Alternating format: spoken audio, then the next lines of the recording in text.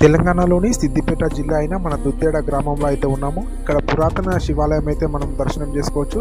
ఇక్కడ కాకతీయ కాలం నాటి 13, 14 శతాబ్దం నాటి విగ్రహాలు అయితే మనం చూడొచ్చు. ఇక్కడ మన శివలింగం స్వయం వెలిచినట్లయితే మనకు పురాణాల్లో చూడొచ్చు. ఎంట్రీలో మనకు రైట్ సైడ్ చూసుకున్నట్లయితే ఇక్కడ జలలింగేశ్వర స్వామి టెంపుల్ అయితే ఉంటుంది. ఇక్కడ స్వామివారు అయితే మనకు దర్శనం చేసుకోవచ్చు. కొద్దిగా ముందుకు వచ్చినట్లయితే మనకు పార్వతీ అమ్మవారి దర్శనం అయితే ఉంటుంది. ఇక్కడ అమ్మవారిని అయితే దర్శనం చేసుకోవచ్చు. చాలా ఫీజిబుల్గా ఉంటుంది ప్లేస్ అయితే, మీరు తప్పకుండా విజిట్ చేయగలరు. అలాగే రైట్ సైడ్లో చూసుకున్నట్లయితే వీరభద్ర స్వామి టెంపుల్ అయితే ఉంటుంది. చాలా బాగుంటుంది, మీరు విజిట్ చేయొచ్చు.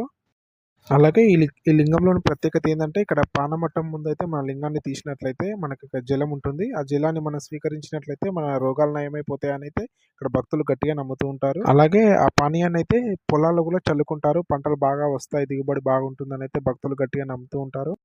ఈ టెంపుల్ యొక్క పూర్తి సమాచారం అయితే మన యూట్యూబ్ ఛానల్లో ఉంటుంది. అక్కడికి వెళ్ళి మీరు విజిట్ చేస్తే చాలా విషయాలు అయితే తెలుసుకోవచ్చు.